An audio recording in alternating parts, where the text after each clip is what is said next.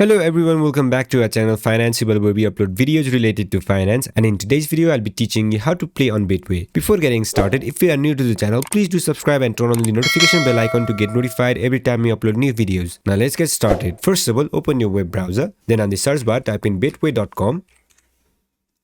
Once you type it in, you'll get to this website. Now, on this website, you'll have to log into your account, and if you don't have an account, you can sign up for one by clicking on this button where it says sign up. Now, if you already do have an account, click on this login button. Then you'll have to enter your username on this first box, then your password on the second one, then click on login. And in case if you have forgotten your password, you can click on this link to recover it. Now, go ahead and click on this button. Once you click on it, you'll be logged into your account. To see your account, you can click on this arrow icon.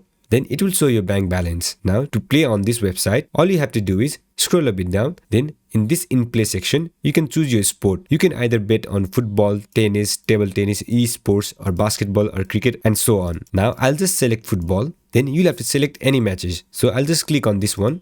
Now I can place my bet. All you have to do is click on the odds. You can select as much as you want, and then you'll have to enter your stake on these boxes.